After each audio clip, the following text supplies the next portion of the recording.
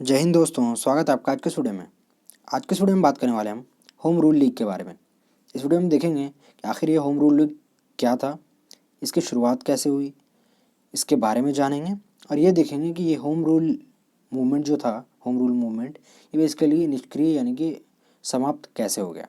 और इन सारी चीज़ों के बाद में हम डिस्कस करेंगे कंक्लूजन यानी कि निष्कर्ष के बारे में। तो इस वीडियो में अंत तक बने रहेगा। तो चलिए इस वीडियो को कंटिन्यू करते हैं। सबसे पहले हम देखते हैं कि आखिर ये था क्या, ये कैसे आया, ये कंसेप्ट आया कैसे। तो बेसिकली जब अंग्रेज़ हमारे ऊपर ही सिर्फ कब्ज़ा नहीं किए हुए थे और भी बहुत सारे देश थे, उनमें था एक आयरलैंड। तो वहाँ के लोगों ने अंग्रेज़ों से आज़ादी के लिए सेल्फ रूल मांगने के लिए एक ऑर्गेनाइजेशन का निर्माण किया, जिसे basically Irish home rule league कहा जाता था। ठीक है, ये मूवमेंट स्टार्ट किया गया 1872 में, ताकि वो अपने देश के लिए सेल्फ रूल अंग्रेज़ों से ले सके। और इस चीज़ के लिए उन्होंने आयरिश होम रूल का निर्माण किया 1872 ईस्वी में। तो इसी चीज़ से इंस्पायर होकर के इंडियंस ने भी सेल्फ रूल के लिए होम रूल लीग क्रिएट कर लिया। ठीक है, अब वो कैसे क्रिएट हुआ, कब क्रिएट हुआ, इसके बारे में आगे डिस्कस करेंगे। तो देखते हैं कि ये होम रूल लीग बनाना है, इसकी शुरुआत कैसे हुई। तो जैसा कि हम सभी को पता है, मॉडरेट्स एक्सट्रीमिस्ट के बारे में हमने पढ़ा भी है पहले। तो मॉडरेट्स और एक्सट्रीमिस्ट दोनों ब्रिटिश गवर्नमेंट को फर्स्ट वर्ल्ड वॉर के टाइम पे सपोर्ट कर रहे थे। उन्हें ऐसा लगता था कि जब वर्ल्ड वॉर ख़त्म हो जाएगा तो सरकार हमें हमारी हमारी मांगों को पूरा कर देगी, जैसे कि स्वराज, सेल्फ रूल, शिक्षा का अधिकार, शिक्षा में अंग्रेज़ी की जगह हिंदी या फिर क्षेत्रीय भाषा का प्रयोग करना, इस तरह की चीज़ें हमें मिल जाएंगी और हमें ब्रिटिश गवर्नमेंट में यानी ब्रिटिश काउंसिल में हमें रिप्रेजेंटेटिव के तौर पर इंडियंस को लिया जाने लगेगा। लेकिन हम सभी को पता है ऐसा कुछ हुआ नहीं। जून 1914 में बाल गंगाधर तिलक जी जब जेल से 1914 में जब वापस आए, वो बेसिकली बर्मा जेल में थे स्वदेशी मूवमेंट और बॉयकॉट मूवमेंट के चक्कर में। तो बर्मा जेल से जब वो 1914 में वापस आया, तो जब वो भारत पहुँचे तो उन्हें जिस जैसा भारत वो छोड़ कर गए थे, वो भारत अब वैसा बिल्कुल भी नहीं था। तो उन्होंने सोचा कि किस तरह से लोगों को एकत्रित किया जाए और एक नए मूवमेंट की शुरुआत की जाए और किस तरह से अंग्रेज़ों से स्वराज यानी कि सेल्फ रूल लिया जाए। ठीक है, तो उसके लिए सबसे पहले इनको ये रियलाइज़ हो गया था उस वक्त कि अगर कोई भी नेशनल मूवमेंट चलाना है देश में, तो उसके लिए कांग्रेस का साथ होना बहुत ज़रूरी है, उसका सपोर्ट होना बहुत ज़रूरी है। तो इन्होंने बहुत प्रयास किया कि ये कांग्रेस इन्हें ले ले, लेकिन वो अपने प्रयास में नाकाम हुए। दूसरी तरफ एनी बेसेंट के बारे में बात करते हैं। वो एक इंडियन सोशल रिफॉर्मर थी और वो बेसिकली 1896 में आयरलैंड से इंडिया आई थी थियोसॉफी का प्रचार करने के लिए। अब ये थियोसॉफी क्या है, तो ये बेसिकली एक धर्म है जिसे ब्रह्म विद्या के नाम से जानते हैं हम लोग। ठीक है, अब हम इसके आगे बढ़ते हैं। अब हम होम रूल लीग के बारे में जानते हैं। तो जैसा कि हम सभी को पता है कि सेल्फ रूल के लिए हमें एनी बेसेंट का, ये बेसिकली होम रूल लीग जो था वो बेसिकली एनी बेसेंट का आइडिया था। ठीक है, तो Annie Besant try to launch home rule for that they need Congress. तो उन्हें पता था कि अगर मुझे होम रूल लीग बनानी है तो उसके लिए भी कांग्रेस का सपोर्ट लगेगा।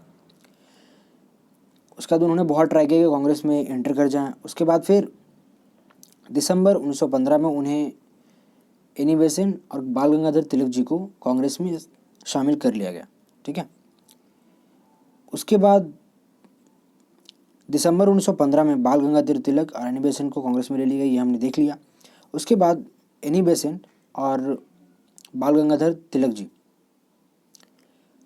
वो जो चीज़ चाहते थे, बेसिकली एनी बेसेंट ज़्यादा चाहती थी। ठीक है, तो वो था होम रूल और दूसरा एजुकेशन, कि एजुकेशन पूरे देश में मिलना चाहिए और उसका जो लैंग्वेज होगा वो बेसिकली क्षेत्रीय भाषा या फिर हिंदी होनी चाहिए। तो कांग्रेस ने अपने अधिवेशन दिसंबर 1915 में ये कहा था कि आपकी जो जो भी मांगे हैं वो उसके ऊपर हम लोग काम करेंगे। तो दूसरी तरफ एनी बेसेंट ने ये शर्त भी रखी थी, क्योंकि कांग्रेस के बारे में उन्हें पता था कि कांग्रेस किस तरह से काम करती है। तो इसके लिए उन्होंने शर्त रखी थी कि अगर उनकी प्रॉमिसेस अगर पूरी नहीं की जाएंगी तो वो खुद का अपना ऑर्गेनाइजेशन बना लेंगे। तो हुआ यही, कांग्रेस ने कुछ किया नहीं। उसके बाद हुआ ये कि 2 होम रूल लीग बने। अब 2 होम रूल लीग बनने के पीछे कारण ये था, 2 होम रूल लीग, एक basically Indian home rule league जिसे बाल गंगाधर तिलक जी नेतृत्व कर रहे थे, दूसरी तरफ एनी बेसेंट उनका होम रूल लीग। तो 2 बनने के पीछे कारण ये था कि जो एनी बेसेंट के समर्थक थे वो बाल गंगाधर तिलक जी को पसंद नहीं करते थे, दूसरी तरफ जो बाल गंगाधर तिलक जी के जो समर्थक थे वो एनी बेसेंट को पसंद नहीं करते थे। इसी वजह से दोनों ने अलग अलग बनाया और उसको उन दोनों ऑर्गेनाइजेशन को मर्ज नहीं किया ताकि एकता बनी रहे और एक दूसरे का समर्थन मिलता रहे। दूसरी तरफ ये इस बात का भी ध्यान रख रहे थे कि कोई ऐसी चीज़ ना हो जिससे कांग्रेस हमसे गुस्सा हो जाए और यहाँ पर अहिंसा का प्रयोग किया जाए, ना कि हिंसा का। इससे नेशनल मूवमेंट में रुकावट आ सकती है। ठीक है, तो अप्रैल 1916 में बाल गंगाधर तिलक जी ने Indian home rule league announce कर दिया। ठीक है, तो बेसिकली इनके अधिकार क्षेत्र में 6 ब्रांचेस हैं जिनमें कर्नाटक, महाराष्ट्र मेन थे। महाराष्ट्र में बेसिकली बम्बई को छोड़ करके, ठीक है, बरौत भी था उनके ब्रांचेस में से। तो ये हमने देखा होम रूल लीग के बारे में। अब हम देखते हैं एनी बेसेंट की होम रूल लीग के बारे में।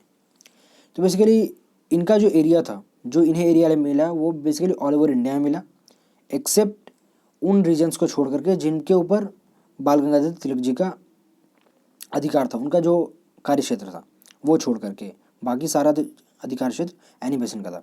बेसिकली एनी बेसेंट के जितने भी समर्थक थे उनकी संख्या बहुत ज़्यादा थी। बेसिकली इनके 200 से भी ज़्यादा ब्रांचेस थे। अब ये इसका मतलब ये नहीं है कि 200 ब्रांचेस थे तो इनके लोगों की सदस्यता ज़्यादा थी। बेसिकली बाल गंगाधर तिलक जी के जो होम रूल लीग थी 6 ही ब्रांचेस थे, लेकिन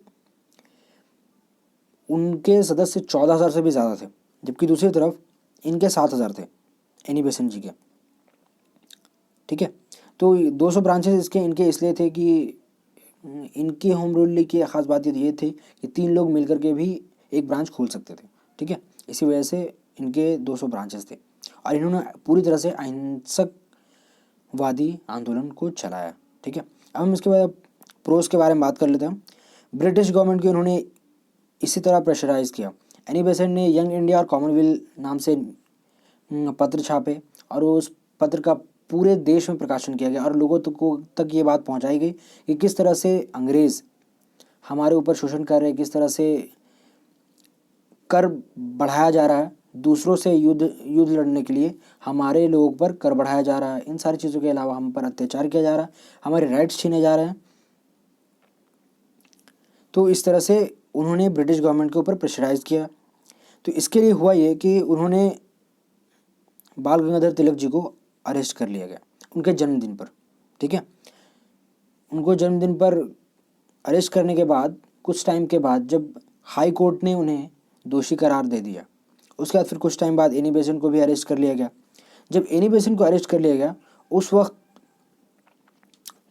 मॉन्टेग्यू जो कि बेसिकली मॉन्टेग्यू चेम्सफोर्ड में हम अगले वीडियो में डिस्कस करेंगे। तो बेसिकली मॉन्टेग्यू के बारे में अगर हम बात करें तो जैसे कि हमने पढ़ा होगा मॉन्टेग्यू चेम्सफोर्ड यानी 1919 रिफॉर्म्स एक्ट। ठीक है, तो बेसिकली वही थे। तो उन्होंने एक स्टेटमेंट दिया हाउस ऑफ कॉमन्स में और उन्होंने बताया कि भारत के लोगों को सेल्फ रूल चाहिए और हमें लगता है कि हमें उन्हें सेल्फ रूल दे देना चाहिए, लेकिन उन्हें ये सेल्फ रूल कब देना है वो हम डिसाइड करेंगे। वो हम बताएंगे कि समय आएगा तो उन्हें सेल्फ रूल दिया जाएगा और वो समय कब आएगा वो हम डिसाइड करेंगे। तो इस तरह से लोगों के अंदर ये बात तो समझ में आ गई कि अब वो टाइम, अब कुछ ही टाइम बाकी है कि हमें अपना सेल्फ रूल मिल जाएगा। इस स्टेटमेंट के बाद से ब्रिटिश गवर्नमेंट ने एनी बेसेंट को रिलीज़ कर दिया गया और उसके बाद जितने भी समर्थक थे वो बहुत सारे लोग तो छटने लगे। धीरे धीरे उन्होंने सदस्यता भंग कर दी और उन्होंने होम रूल लीग के कार्यक्रम योजनाएं, इन सारी चीज़ों में भाग लेना बंद कर दिया गया। और बाकी लोगों ने भी यही समझा कि मॉन्टेग्यू ने स्टेटमेंट दे दिया है, तो यहाँ हमें ऐसा लगता है कि हमारा ये जो काम था वो बेसिकली सफल हुआ।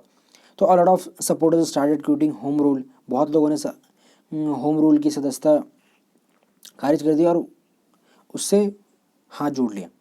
अब हम बात करेंगे कंक्लूजन के बारे में। अगर आप ये वीडियो देख रहे हैं और इसमें जो भी इंग्लिश लिखा हुआ है, अगर उसके ऊपर अगर आप फोकस कर रहे हैं तो यार प्लीज़ माफ़ कर देना, क्योंकि मेरी इंग्लिश वैसे ही बहुत बेकार है, वैसे ही जैसे कपिल शर्मा की है। सॉरी, मजाक कर रहा हूँ। तो कंक्लूजन के बारे में अगर हम बात करें तो जैसे कि बहुत सारे इतिहासकार कहते हैं कि ये मूवमेंट बेसिकली फेल हुआ, लेकिन कुछ इतिहासकार का मानना है कि बेसिकली फेल नहीं हुआ। इसने बहुत सारे लोगों को इंस्पायर किया, लोगों के अंदर राजनीतिक चेतना जागी, लोगों को ये समझ में आने लगा कि किस तरह से भारतीयों का डिस्क्रिमिनेशन किया जा रहा है, चाहे वो अदर मूवमेंट हो, नॉर्थ अमेरिका में जो इमिग्रेंट्स रह रहे हो उनके साथ हो रहा अत्याचार हो, या फिर किसानों के ऊपर जो थोपा गया कर हो। इस तरह की जो चीज़ें, इन सारी चीज़ों से लोगों के अंदर ये अवेयरनेस फैला। और इन सारी चीज़ों के अलावा इसने भारतीयों के अंदर को इंस्पायर किया और एक नए जनरेशन को तैयार किया। अब उस नए जनरेशन के बारे में अगर हम बात करें, जिन्होंने होम रूल लीग जैसे कंसेप्ट को आगे बढ़ाया, होम रूल लीग की तरह नहीं, उससे आगे बढ़ करके उससे आगे बढ़ाया।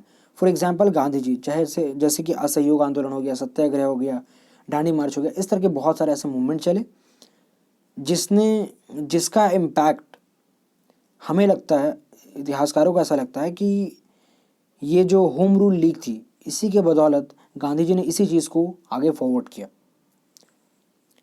तो बस आज की इस वीडियो में बस इतना ही था। अगर ये वीडियो आपको अच्छा लगा हो तो प्लीज़ लाइक करें, कमेंट करें, दोस्तों के साथ शेयर करें, और अगर आप इस चैनल पर नए हैं तो प्लीज़ इस चैनल को सब्सक्राइब ज़रूर कर लें। तब तक के लिए जय हिंद, वंदे मातरम। Keep studying and believe in yourself, one day you will be successful.